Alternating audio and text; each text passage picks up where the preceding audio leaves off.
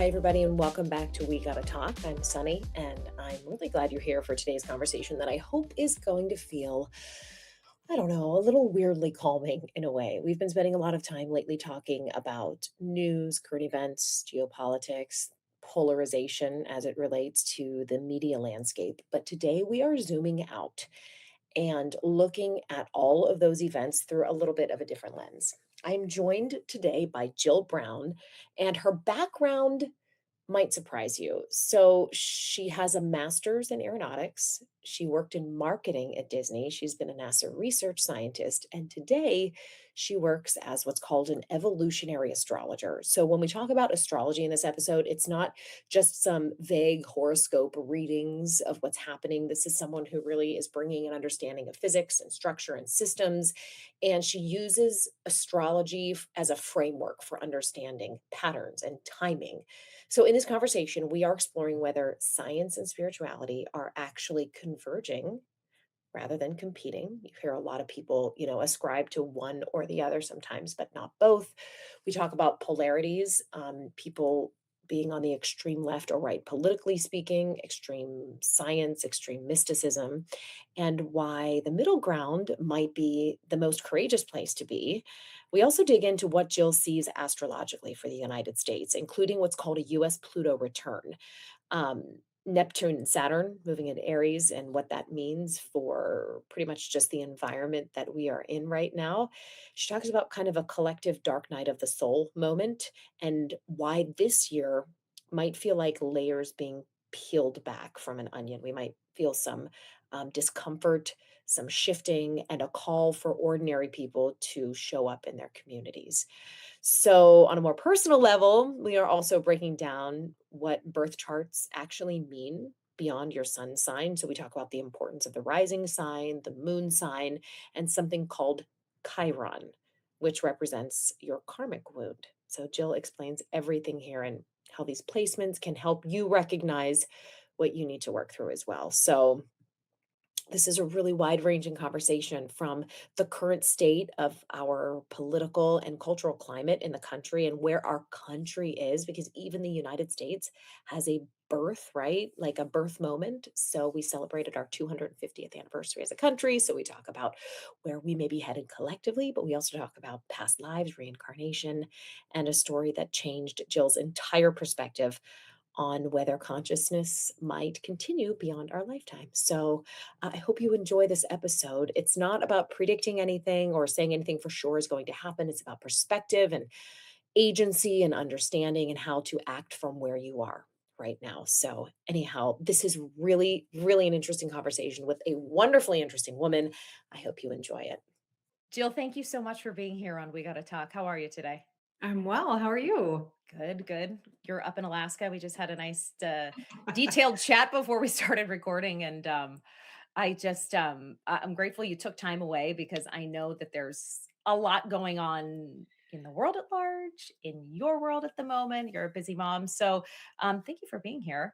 I wanted to kind of lead off. I told you this as well that we cover a lot of news and current events and geopolitics on the channel. So I thought, wouldn't it be cool to talk to someone in this space, especially given your background? And I'm sure everyone heard in the intro that your background is really, really unique. You have a master's in aeronautics, a background in marketing at Disney, which I love. I'm in Orlando.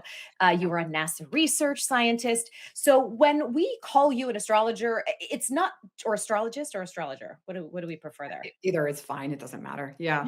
You're bring Semantics. you're bringing an actual, like, working knowledge of the universe to the table as well from a scientific perspective. That's so cool to have that background.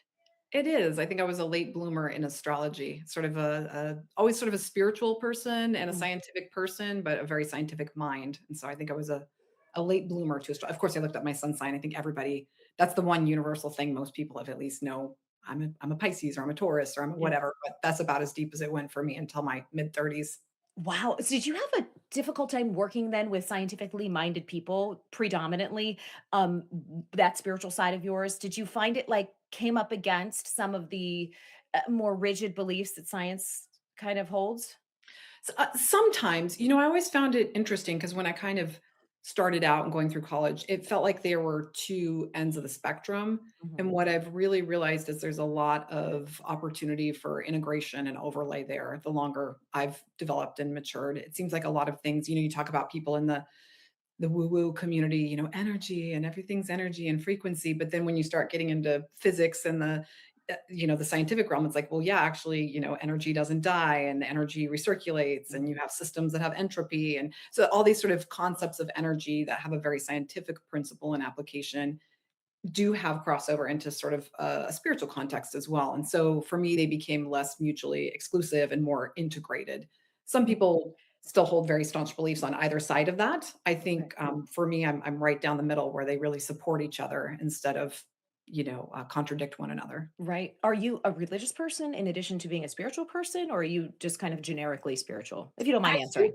no, that's okay. I think I've become more generically spiritual. I actually grew up Mormon, very, very strict Mormon. Yep, I went to BYU for a couple of years, like very, very Mormon, and falling out of the Mormon religion. And that sounds negative. It wasn't negative. I just had a lot more questions. I felt like that organization of religion couldn't answer for me in a satisfactory way that Mhm. really took me outside of that. And then it was this whole discovery of there were things in Catholicism I loved, and there were things in Theosophy I loved, and there were things in all, Buddhism. And I just kind of figured I came across a Rumi passage once that said, we're all fingers pointing at the same moon.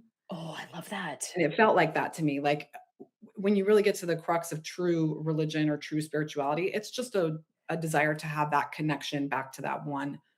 And Um, yeah, and I'm curious too, and this could just be me like reading crazy Instagram pages, but the more I follow these really interesting like science-based pages, and there it does seem to me that even things like our perception of time and how our, what reality is, and yeah.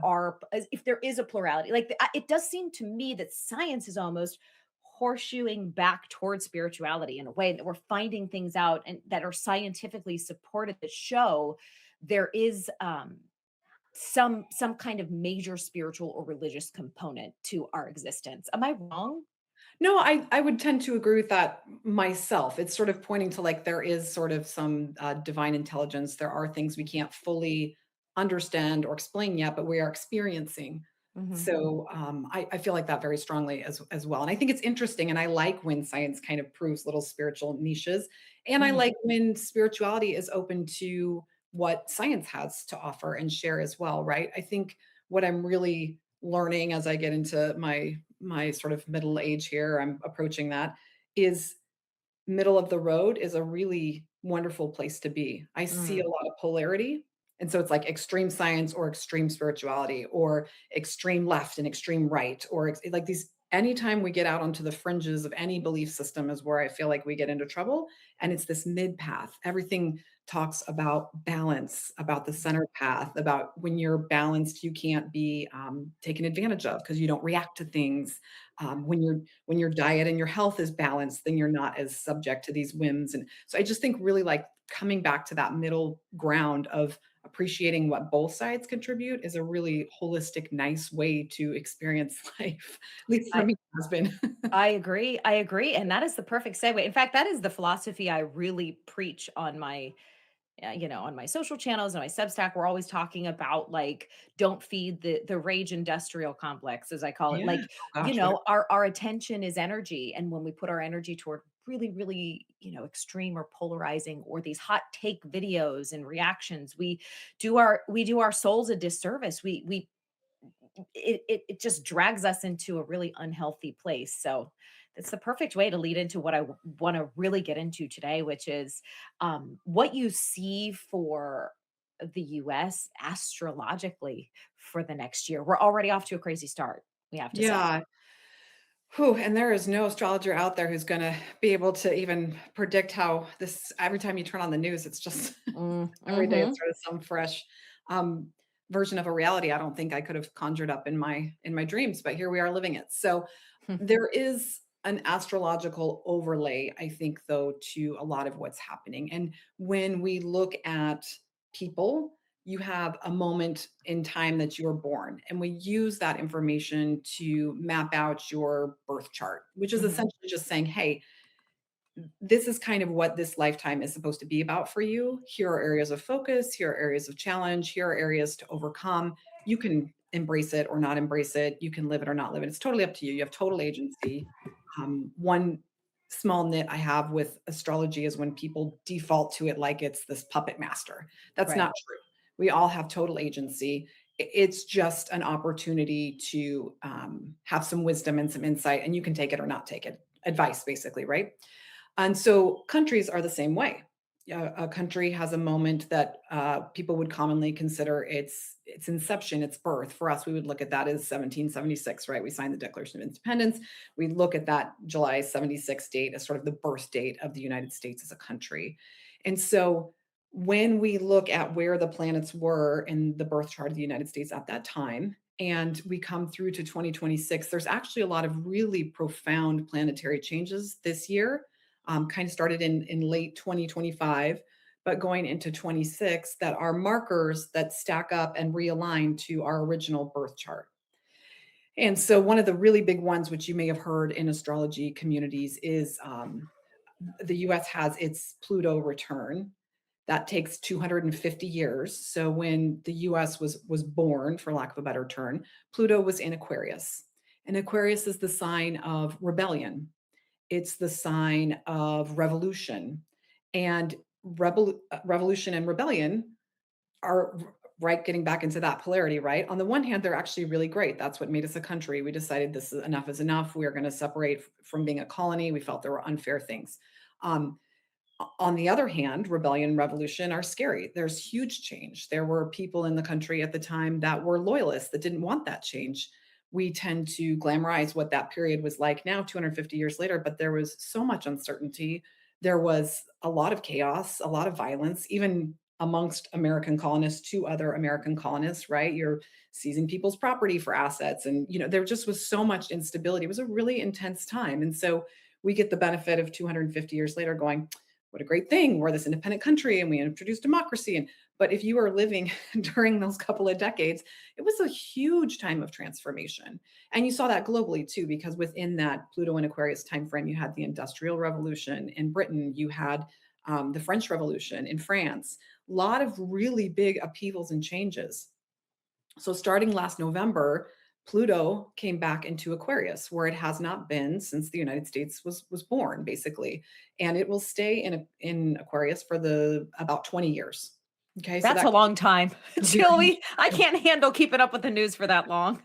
it's a very long time, yeah, and and what we see with that then is not necessarily that all 20 years will be this, like, massive chaos, but it's this idea that it is time to really reassess, really reevaluate, really kind of have some revolutionary thoughts about, "Is this working or not working?" Right?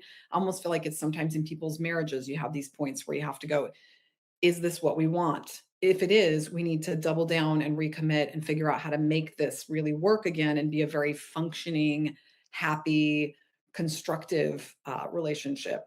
If not, and it's healthier for us to separate, then that's like it's like a very that's those are uncomfortable conversations. That's a very big time of stress and transformation, and that's what we see with the US right now is having to have some really uncomfortable conversations about if it's time for reform, if it's time for a form of revolution. And I mean that less in like a, grab your pitchforks and your fire, although certainly we saw crazy things, in January a while ago. But it's just this idea that it's really a time of change and really having to come to terms with what we really are and who we really are, and if this is really who we want to be. And if not, what do we do to start taking action to change that individually and collectively? Right, because that's a long period, like you said. I mean, 20 years is the entire time that it's in. I Correct. forget, but broken down into sort of year by year, or what specifically is happening this year. Do you get the sense that you know, any year in particular is going to be the most we see the most upheaval or the most change or the people clamoring for some type of reform? Or Yeah. does this sort of planetary alignment just induce that general sense, and it's just kind of like you said, the free will component comes in? There's something that's activated, but ultimately the free will component comes It in. It is that. I mean, it's activated, right? And also the free will component comes in. One way I like to think about astrology is like a weather forecast. Mm, Um, People will tell me, I mean, I hear all the time, I don't believe in astrology, which is completely fine. That's a totally valid perspective. But it's sort of like saying you don't believe in the weather. yeah, It's like, well, you don't have it to believe exists. in it, but you're gonna either step out and it's pouring rain and you got ready and you have an umbrella, or you're gonna get really wet. And neither one is good or bad. It's just your opportunity to interact with that forecast. And so I do think that this year going into 27 is going to really be the kickoff of a lot of this change. And the reason I say that is we have a couple of more really big planetary transits happening in 26 that contribute to that energy. And the first one is happening at the end of January. We have Neptune that is moving into Aries. And so Neptune will move into Aries in the end of January of 2026 and stay there for a couple of years until 2028, May of 28. So about 2.5 years. And Neptune is our planet of mysticism, Mm, of spirituality, where Neptune tends to sit in your chart is a place where you're kind of called to discover your intuition, to think in that kind of ephemeral, non scientific mind that wants to connect to the divine. But again, with polarity, that's kind of the high side is this connection to a higher power, whatever that looks like for you. mm, On the shadowy side, it's I am totally disassociating. mm. I am believing to choose in some form of idealism without actually fact checking that idealism, without actually opening my eyes to what's really going on behind that idealism. I am escaping into addiction, whether that's news addiction, alcohol addiction, drug addiction, whatever your addiction is, instead of like it gets too much almost in the It's shadowy part of your escapism, like, people are looking for that escapism. exactly, and saying I'm only going to focus myopically on the information that's fed me that Yeah. feeds my conformity bias, right? Yes. I'm going to keep consuming. And we all need to be aware, no matter where you sit on any spectrum of religion, politics, anything, that there are companies benefiting from feeding you Yes. um, content that's generated that just continues to conform to your um, viewpoint. And it's Mhm. very important, I think. That's why I'm so sort of against polarities too, is there's no room for conversation or understanding if we continue to buckle down on the fringes. It's actually really important to have human conversation. Mhm. And I don't have to agree with what other people think or say, but I would love to be strong enough as an individual to hold the space for them to be able to say it, to at least try to understand why they might think that way, why they might speak that way, why they might feel that way, because negotiation and arbitration comes through being able to Mhm. speak to each other. Mhm. And if we all just go, "Whoa, you're way too, you're X and that's 2X for me and I will stand here and Y and we will never meet in the middle." No good comes of that, like ever in human history. Yeah, I mean, you're hitting the nail on the head in so many of the things that I preach, and I that's why I love tying what you do into this topic of current events and news because this is the world in which we live. We're becoming, polarized because of our technology, our echo Yes. chambers, our confirmation bias, and seeing the media world feed into that that bias, confirmation bias is really disappointing. And it's hard to be in the middle. People really condemn the term moderate. Like moderate Yes. is a bad thing, which I Yes. I don't understand. I view moderate point of view as seeking to understand each point, giving each point of view equal time to understand. I always say it doesn't mean that, you have to land in one corner or the other. It just means that you're being given the opportunity to understand. Even going out and having human conversations, like you said, Right. I like to be around people that I don't agree with so that I can understand why they feel that way. But most people really, really have a difficult time. It bristles against them for some reason. It's unsettling to think that there could be someone who thinks so differently than they do. I agree, and I think we've all gotten really bad, and myself is included in this, at being uncomfortable. I think American cultural experience is very deeply uncomfortable with being uncomfortable, and there's a lot of growth that comes from discomfort. There's, when you have athletes, right? Like the real growth comes from those like discomfortable places that show up in discipline over and over. The places in your marriage where you talk about very uncomfortable things is where the growth and the really strong bonding. Same thing with our kids when we have hard conversations. So when we're unwilling to have those difficult conversations because we're so conflict avoidant, Yeah. it becomes, or we're so conflict bound, right? Like I'm not really actually trying to listen to you. I'm just trying to preach to you or Mhm. get my point across or wait for my moment to talk. We really lose out on that opportunity to meet in the middle. And so Yeah. I think what's interesting with Neptune moving into Aries is here you have Neptune, this planet that disassociates, this planet that is very spiritual, and it's moving into Aries. And Aries is our sign of the warrior. Aries is our sign of willpower. Aries is that like, Aries is the first sign of the zodiac. And I always think of it as that seed energy that's like, all right, I've been germinating Mhm. down here, but by golly, I'm coming out of the ground, come hell or high water, like I'm blooming. It's that Aries energy. And so to have this mystical, intuitive, sometimes escapism planet moving into Aries, to me, it's saying, it is time to kind of put that warrior's energy and that courage behind those isms Yeah. and really start to look at them, Yeah. really start to think, really start. One question I like to ask myself is who benefits from this viewpoint? Who Yeah. benefits from this opinion? Who benefits from this ad? Who benefits from this reel? Are they here to inform and educate? Are they here to um, Mm. yeah, monetize and like you said, all the triggers or all the things that get all the views and so Yep. it's really important to kind of pause and go, who benefits from this, Right. Right. Yeah. right? I know the social media companies. Jill, give me 1 second. I have someone tapping on my shoulder. Hold Oh, on. sure. Yes. Okay, so that kind of sums up the vibe that we might be feeling as a country in the first half, first third of the year. What do we move to as we get toward the middle half of the year? Yeah, there's a couple of interesting things again that are really big transits. And the reason I keep calling them big is there are outer planets. If you just think back to probably first or second grade solar system stacking, astrology works with the same planets, right? And so the further out you go, the longer it takes for those planets to complete an orbit. So they Mm, move through the signs slower and they come back to their sign, like make a whole trip through the all the constellations of the zodiac in a much longer time frame. And so there's another really big, when you start getting out to Saturn, we're looking at about 28 and a half years for Saturn to complete an orbit. And so Saturn is moving into Aries as well in February.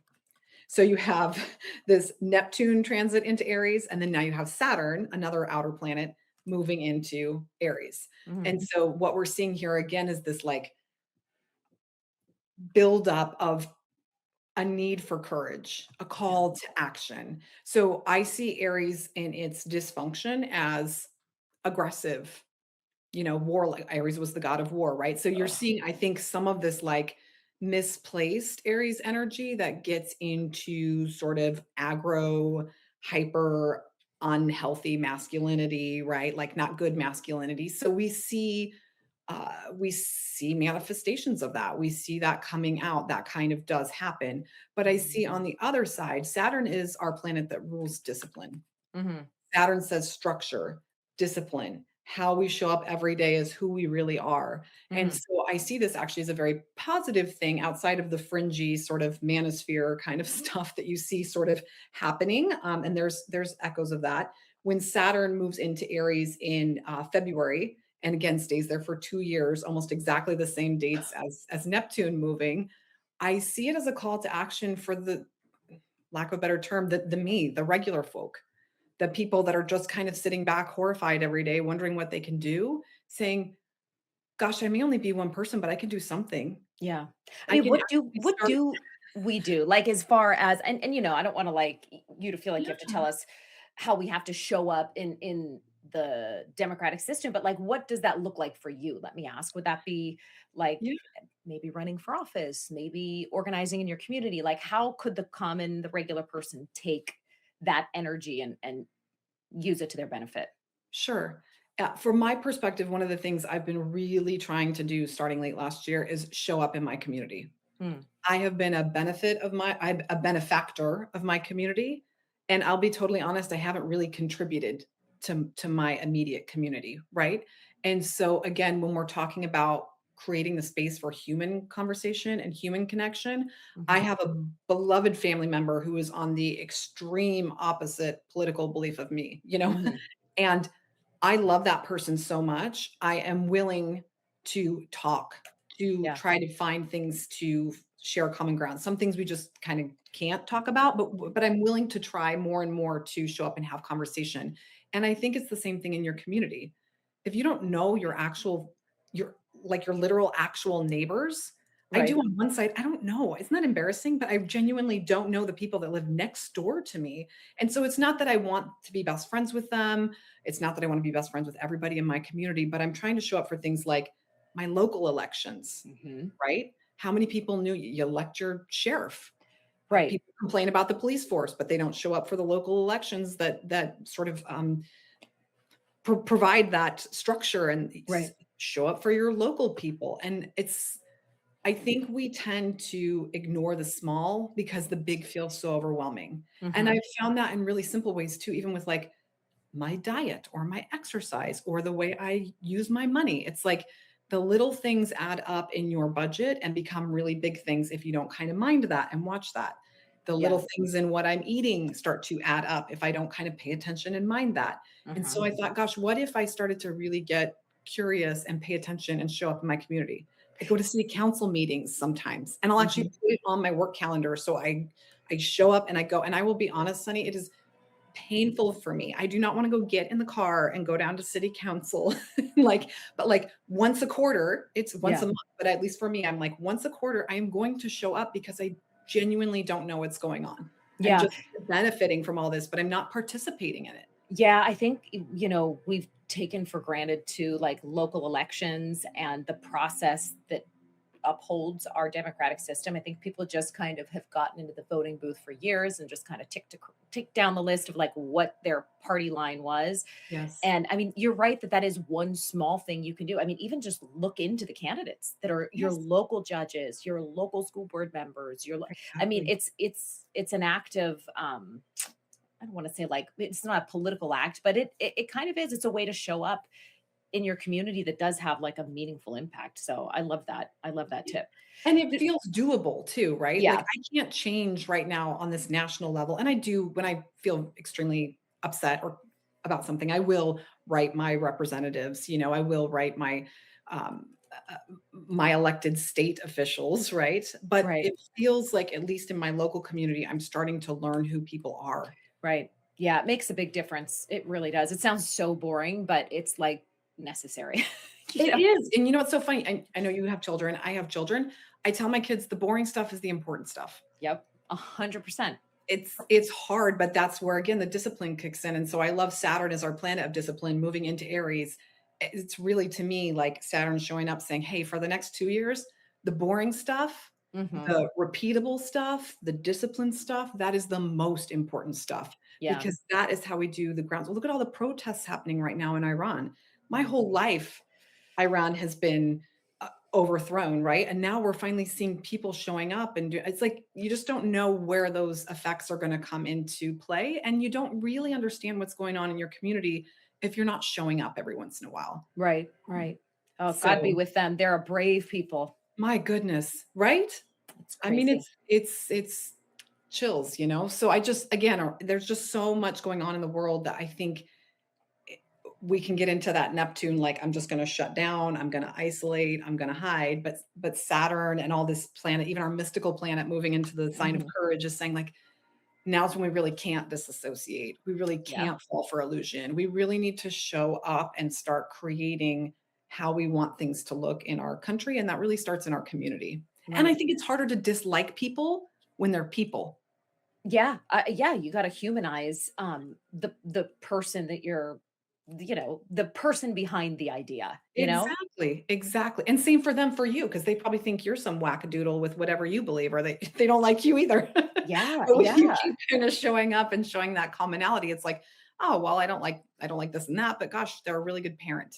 yeah, They're really courteous and let me in front of them in the car pickup line." Like, that's the right. most crazy contentious place on earth is the school pickup line. I'm like, "Oh my Why though? gosh, you're It saying that is. weird, I swear." It's But it's crazy. We have a pickup line situation where we have to, like, block part, well, not like block, but we have to pull onto the side of a public road and kind of let traffic go by. Sure. It is the worst of humanity. If you are that first car, the one that's, Mhm. like, doing the blocking, and I'm Yeah. like, "I don't wanna sit here." Believe me, I don't wanna be sitting, Yeah. but this is the only entrance into the school. You will get the wrath of it is so uncomfortable. So, yes, the worst of humanity does tend to come out on the roads It's on the road, somehow. right? Oh If my we've god. mastered driving in peace, I think we, like, ascend, we're Yes. like spiritual teachers. Oh my goodness gracious. Okay, what about the latter half of the year? I mean, I know that a lot of these placements are like staying for a while and you kind of Yeah. have been over that, but anything specific you can see or that like the patterns are showing for the back half of the year? Yeah, so I think something to really pay attention to is, uh, there's another big tran there's another big transit with another really big planet, Uranus. Mhm. Uranus is gonna move into Gemini, it's gonna be, like, late April, kinda getting into the second half of the year. Uranus is gonna stay in April or I'm sorry, in Gemini for 7 years. That is a really, really big time as well, and when we get into August, actually, I think August is another really important time period for people to pay attention to because we have an eclipse season and we have a conjunction. And when we have conjunctions and when we have eclipse seasons, we typically tend to see two things. Mhm. One is really big reveals. A lot of times, this is when big secrets come out.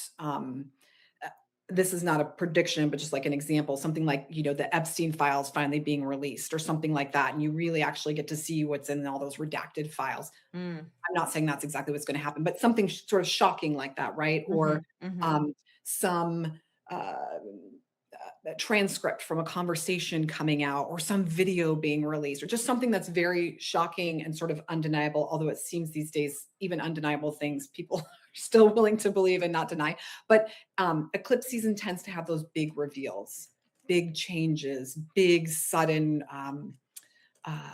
revelations. And so I would expect in August for us to see a lot of kind of shocking truths come to light, shocking revelations show up, things where hopefully for most people they go, okay, this is no longer something I can be a part of, or this is no longer something I can deny, or this is something no longer that I can't participate in. I'm really compelled to act or think or do something different. That tends to happen during eclipse season. Hmm. And when you have all of these planets, these very outer planets, all stacking up into new signs that will stay there for at least the next couple of years, some of them the next couple of decades.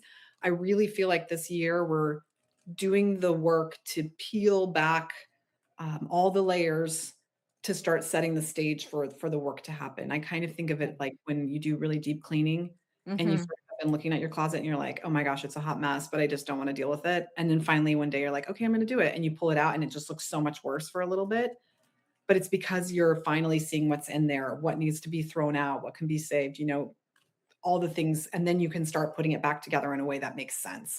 But I think Yeah. there'll be a lot of that sort of like revelation, peeling back the layers, really seeing what's working and what's not. And then both individually and collectively, we will start to say, hey, this is how we want to move forward. Mhm. And that groundwork really happens this year and next. This year and next. So you see this something that we will be confronting as citizens in this country born when it was. This is something Yeah. we're gonna have to take on individually. I think so, yeah, because it's Yeah. both, right? It's our individual choices, but then that will lead obviously to a collective, movement by community and by state and by country. We're Right. gonna we're gonna keep participating in this, or we're gonna demand something different, and we're gonna show up for it. And we've Yeah. seen the power of communities showing up for change and actually Mhm. how truly transformative that is, but it takes a lot of people. Yeah. So interesting.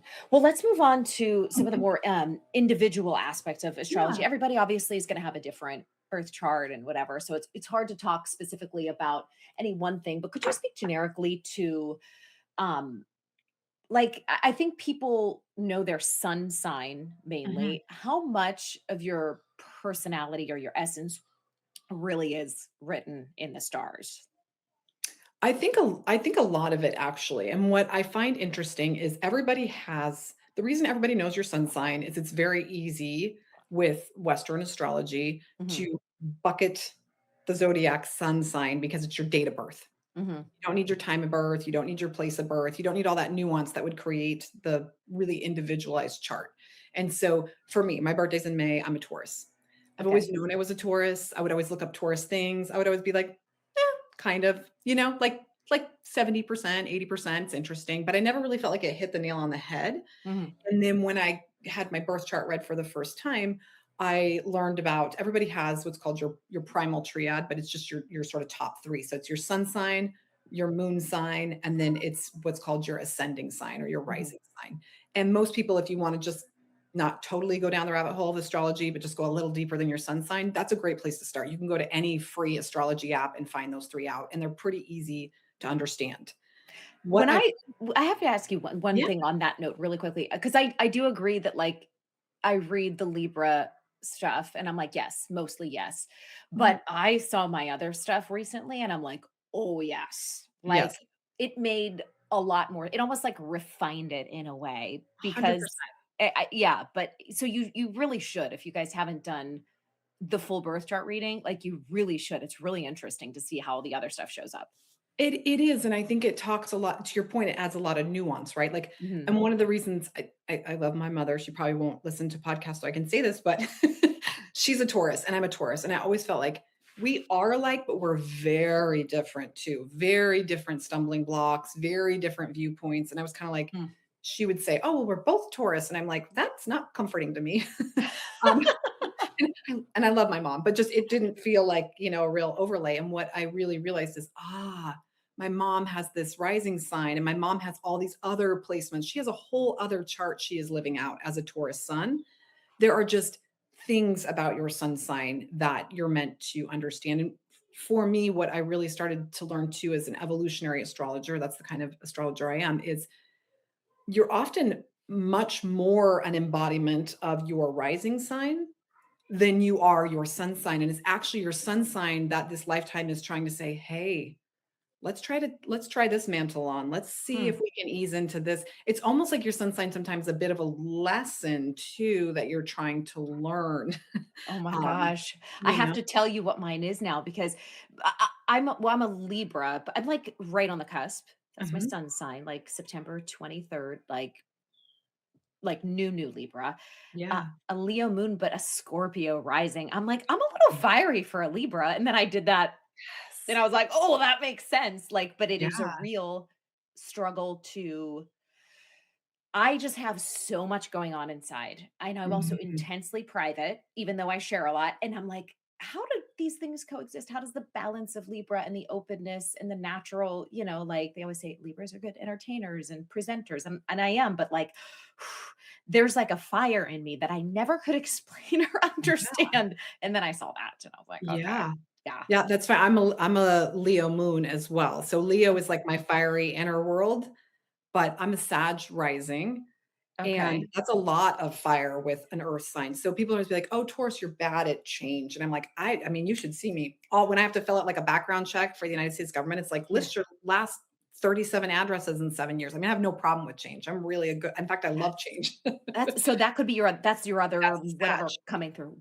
That's the Wow. Sag. Yeah, Sag loves, education, travel, cross-cultural exposure, and I've Right. always been like I lived a year of college in Austria. I used to, I don't anymore, speak German fluently. Like, I've always been fascinated by other cultures, places, language systems, religious systems. Like, it's just always been I've been very curious, and a lot of Mhm. that comes from that Sag. What's interesting for you, though, if you're a Scorpio rising, is Scorpio is the archetype of, like, the detective, the shaman, the alchemist. It's this idea of like the thing I love about Scorpio is Scorpio wants to talk about real stuff. That's me. I can't have dinner conversation. Like, I'm Yes, so not with like you unless we're, like, surface. fighting.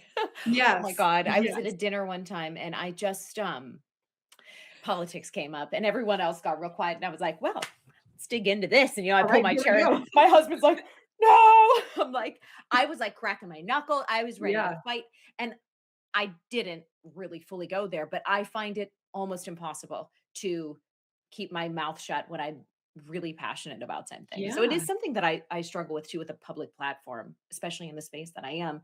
I yeah, do and I do most often, maintain a really objective kind of approach, but the fire is real and there are moments where it's and I do personally struggle with how much of that do you contain professionally, or do you let that essence, that rising sign, that part of you that is innately in there come through, and you're not fully living in your truth until you kind of let that out as much as your other signs. Right, right. And I think that's the balance piece because where we're actually most comfortable is usually our rising.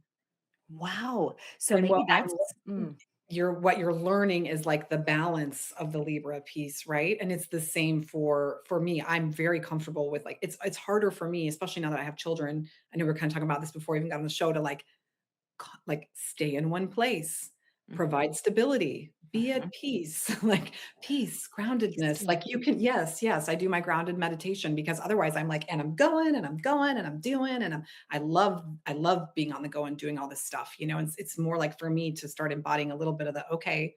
And Yeah. can we sit in silence? Can we be calm? Is you know, there one part of your chart that I don't wanna say you should honor more, but, like, if you were to talk to somebody, again, most of us just being familiar with that sun sign, what would you encourage somebody to understand about themselves, to kind of tap in better? Because if they're maybe, I don't know, trying to make their professional life better or stronger, or their relationships, like, what parts of the chart do we need to be paying most attention to? it's hard because your chart can be more uh, our suns can be more important. Like your sun and your moon and your rising are very important. Mhm, If you understand nothing else about your chart, that's a really good place to start because it's your, you know, who you are, what's on the inside, how you present, your mhm. perspective, the lens you see the world through. Those are good things to know about yourself. But everybody's chart will have aspecting and like for me, I'm a Taurus sun, but my Taurus sun is in what's called a stellium. I have 5 planets packed, boom, boom, boom, boom, boom, right on top of each other, right around my sun. And so much focus on the fifth house. My Chiron, we talked about, there's a sign in your chart that's your wound, your karmic wound. Mine sits literally on top of the sun. What It does that is mean? it, when you have two planets that are conjunct or two or more planets that are conjunct, which means they're very, very close together, usually like a degree, two Mhm. degrees apart. If one is activated, the other is activated. So for me, my identity is sitting right on top of my karmic wound. Is that harder to is It that it can be very hard, and for me, what I've learned with that specific placement is it's often a sign of people who are, uh, trauma breakers, Hmm, generational trauma breakers. I had, abuse in my childhood, and that was a very hard thing for me to, overcome. A lot sure. of therapy to get through that, and a big reason why for a long time I did not really want to have kids or you carry for me, I carried that, like, what if, what if I don't provide a safe place? What Yeah. if I can't be the structure? What if I can't? And I will analyze and overanalyze and triple analyze parenting. Am I being a good Yeah. parent? Am I providing that space? Am I doing all that stuff? And so for me, that's a really important placement. Other times people's Chiron will be out there in a sign in a house completely alone. And it's like, it is still something, but it's probably not as activated. Or if I see someone with their Chiron conjunct Saturn, oftentimes they're carrying all their family's myth, they're carrying all their family's burden. They're the one that's taking, they take care of their cousins and their Mhm. parents and their all of that. So there's some different placements that will add nuance to your chart. Yeah. Just think in general, it's really good to understand sometimes your sun sign is actually what you're here to kind of learn, and Mm. your rising sign is what you're really good at. And so it's great to tap into what we're good at, right? But it's also great to to stretch ourselves and to learn what this sun sign has to offer. Right. I never heard the importance of this Chiron placement either before, like helping to kind of reveal, it sounds like your wounds or your challenges too. They can be, and what I love about Chiron is if you look up Chiron in mythology, Chiron as a mythological person or creature or whatever was a centaur, Hmm. and he was raised, out of shame. He was born from Kronos and his mother, and born a centaur, and his mother abandoned him at birth because she was so sort of horrified that she had a centaur baby, and he was raised by, Diana and Apollo to be this learned centaur in a time when centaurs were very raucous, horrible, sort of the worst of humanity, or I guess not humanity, whatever centaurs are, but the worst of the creatures, right? And so he instead was raised to be learned and to respect nature and to be a great warrior and to have philosophy. And so all the Greek heroes went to him for education. So Jason from Jason and the Argonauts, Achilles went Hmm. to Chiron. But his whole thing is he turned his wound into education and into compassion and into being a teacher and into using it to heal himself and others. Mm. And in the myth, he is at some point shot by a poisonous arrow on accident, like a misfire. And so Hmm. he's in this cycle of pain because he can't die because his father was Kronos, which was one of the Titans. So he's got that immortality, but he also can't heal himself because he's also half, half this, half that. And so he eventually asks Zeus to release Prometheus to give fire to mankind Hmm. in exchange for the part of him that's immortal so that he can die and be out of this pain. And so your Chiron is that metaphor again, right? Like if it's subconscious and you're just writhing around in your own pain, having your midlife crisis, never getting to the root of what's actually causing this behavior, then you never heal from it. But if you can become conscious and you can turn it into a gift, then you Right. can help other people. And so Zeus does this and he becomes a constellation in the night sky. There's a centaur Hmm. constellation, or the Chiron constellation, and people use that now to navigate their way. And That's so so that's the interesting. thought is it's not to unpack in your wound, it's to figure out what it is, do the work, right? Therapy, hypnotherapy, Reiki, prayer, your priest, your pastor, your mentor, your sensei, whatever, and then use it because it gives you empathy for other people and you can help other people along their path to try to Hmm. be better people. To evolve and help others in turn Exactly. evolve. Yeah, that's Yeah. interesting. Tell Yeah. me about understanding past life patterns. This is like I've interviewed a lot of people in this spirituality or, sort of spirituality adjacent world or people that kind of look beyond the human experience. And, there's this like conflict of thought, like, are past lives real? And how are we carrying that with us? Tell me about your philosophy when it Sure. comes to past life patterns. Sure. So I mentioned raised Mormon, Yeah. very much one and done. You're born, you have a life, you do a good job, you do the things Mormonism says. If you do, you get put into the good pile. If you don't, you get put into the purgatory pile, The maybe good the pile. worse than purgatory pile, right? That's it. One and done. You get It's one. kind of like Catholicism too, to be honest. Yeah. It feels like a lot of religious organizations kind of put you in those like good and bad pile, right? And then Hmm. you get sorted. Um, and so I was not raised at all believing that. Like, in fact, it was actually sort of sacrilege, Mm. right? um, but there are a lot of religions that do believe in reincarnation and that this energy circulates. And so the part of me that's scientific goes, well, if energy doesn't die, then what happens to it, right? Yeah. And it changes. And then I started looking at all these different people who have near death experiences and come back. And it's always about this great loving presence and this light and this warmth. And it's I kind of thought, gosh, what if we do circulate? And then I'll tell you the thing that changed it for me, and it's actually the reason I got into evolutionary astrology.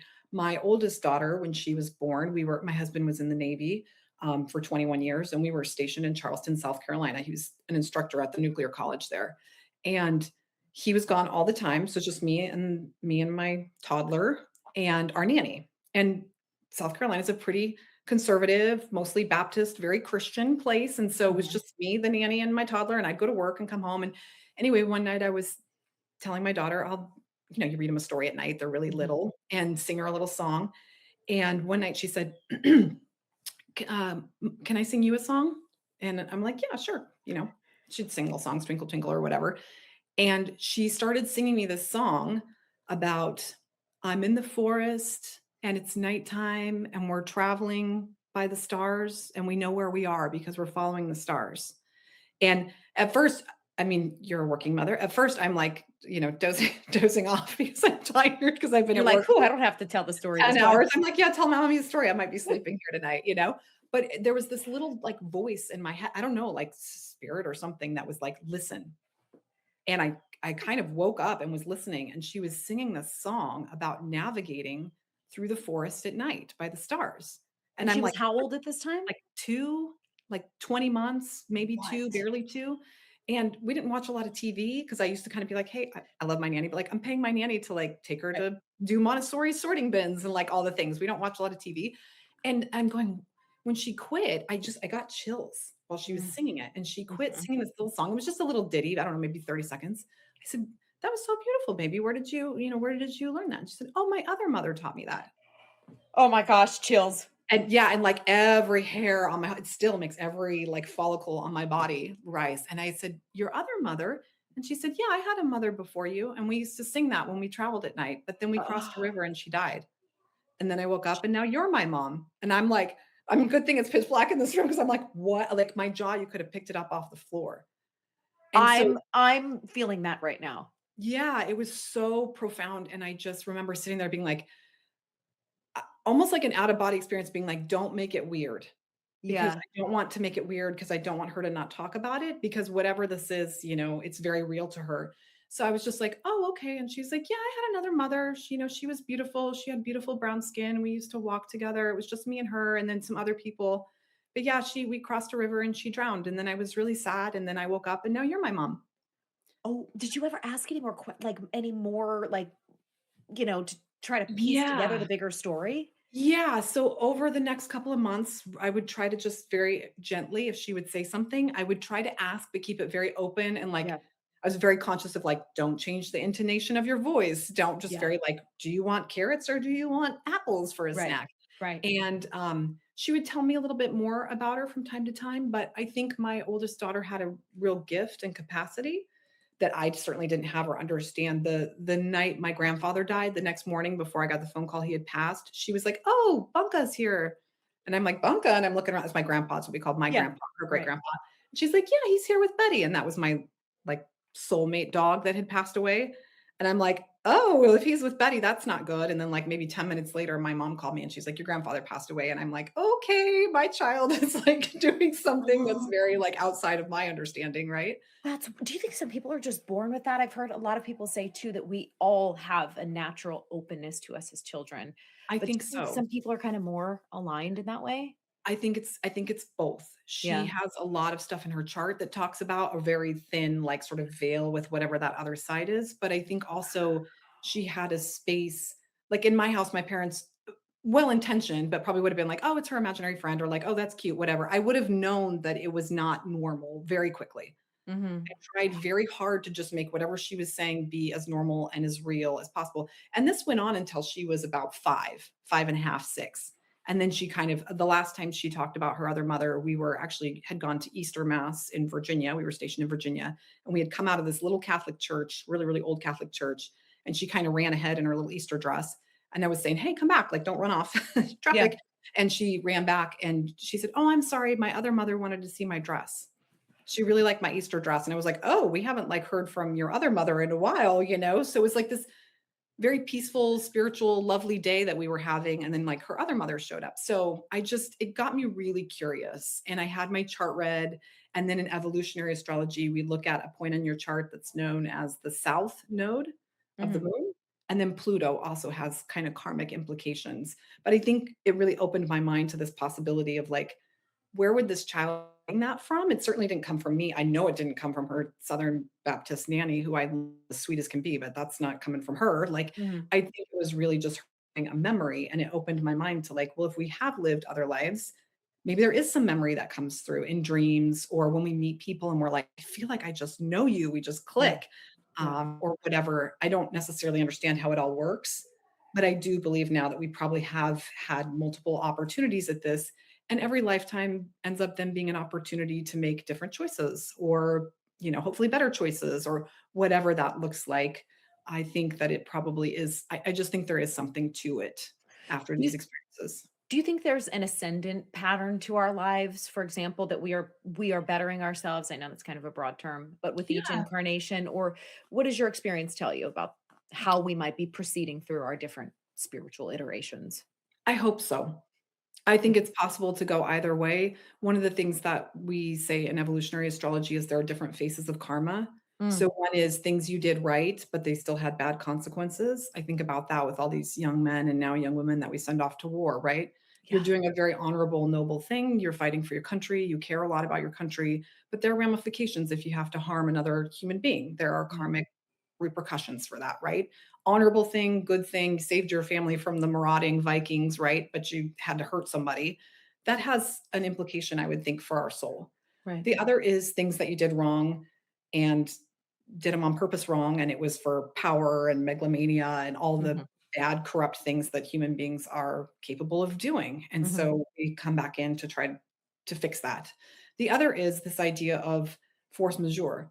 Maybe you just happen to have, booked that ticket on the Titanic, or maybe it was your weekend at the timeshare in Pompeii and, oh crap, here comes the pyroclastic flow and that's it. Mhm. Maybe it's the Black Death, and the plague. Like there are instances of just force majeure, no right or wrong, just indiscriminatory events that have taken us out in if we have had past lifetimes, certainly taken other human beings out, that Mhm. would leave a real mark on your soul if you had these last moments where you're clinging to your children and, cowering and the volcano is coming for you or whatever Mhm. those moments Yeah. are.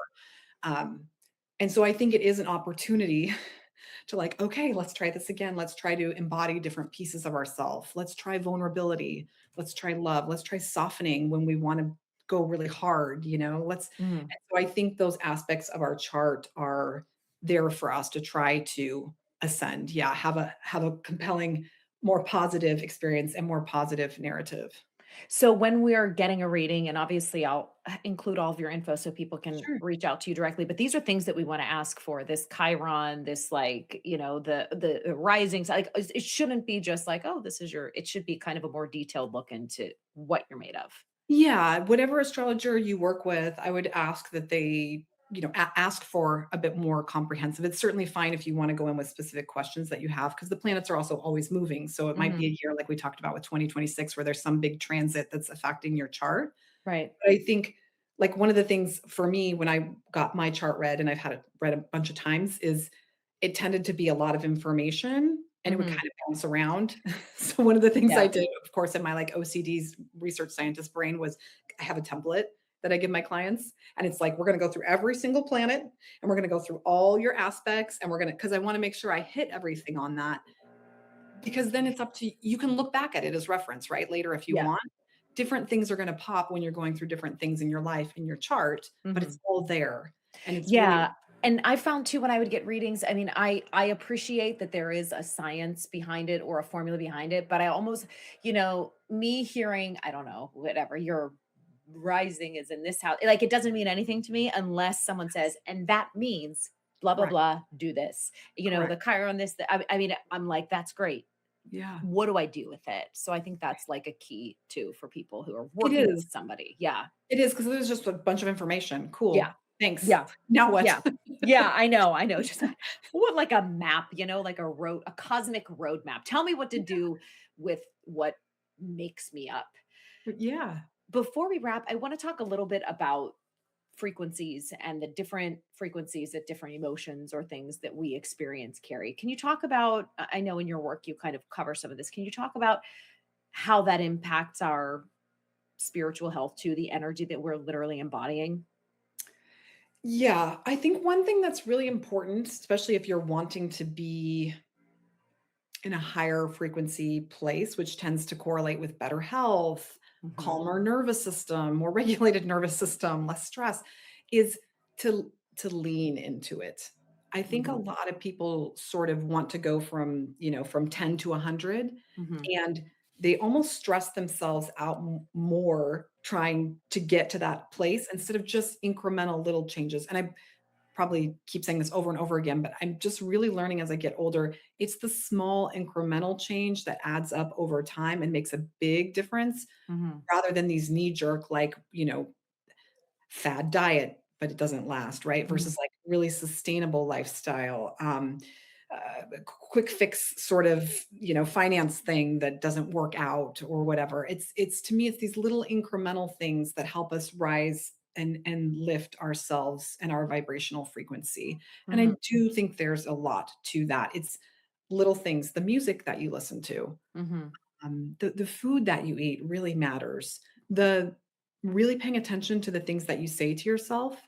Mhm. There's a really wonderful author, and I think it's probably been, gosh, 20 years since I read it, but her name's Katie Byron, and she had this book called The Work. And Mhm. it's the idea when you start having intrusive thoughts or really sort of down negative thoughts to actually question yourself. Is this true? How do I Yeah. know this is true? Yeah. What would life look like or feel like for me if this wasn't true? And just like actually starting to kind of question yourself and develop that. Where is this voice coming from? Yeah. Where are these intrusive thoughts coming from? Why am I so angry at this person in the carpool line, you know? Just and then it's like, yeah, I know because 'cause they're an idiot, but you know what I mean? To just try to, like, give people a little bit more grace, and then you feel yourself kind of feeling better, right? And I do think it really impacts the frequency with which you live your life because we are bombarded right now Mhm. with news and stimulus and I love capitalism, but, like, too much capitalism, right? Like, there's no shame in making money. Money's a wonderful thing. You know, women with money have louder voices and more choices, but Mhm. if it's just for the sake of money, that's a very dead end place. And so I think just to be aware of all these influences, who benefits from this? Is Mm. this true? Kind of questioning your thoughts and your thought patterns. I find that really helps me at least Yeah. to get into a better feeling place. And you Yes. just practice that And imperfectly. do you find too that knowing yourself on this, like, planetary astrology level, like, has it helped you professionally too? I mean, I think, it's good information to have so you understand yourself, your Yeah, emotional makeup kind of, but this could also be practical, right? For helping show us maybe how to work better or work more efficiently or show up in relationships better. Like, there's so many benefits and applications to, like, knowing who you are. absolutely. Absolutely. Especially with those interpersonal relationships, whether that's with colleagues, children, spouses, mother, Yeah. right? Like the quality of your life is really impacted by that core tight group of people that are in your life. And so when you understand yourself and also your triggers, right? Yeah. There's a huge study of stoicism. I love Stoic philosophy. And it's Mhm. like if I can get a reaction out of you, I can control you. Oh, And so that's I've known oh, that. I know. Yes. Right? So Yes. for myself too, Mhm. I'm like, "Oh, okay, I'm triggering. I need to just, like, take a deep breath, create some Yep. spaciousness, Yep. be comfortable in the discomfort of these comments, and realize, like, how am I going to choose to react versus just reacting?" Yeah.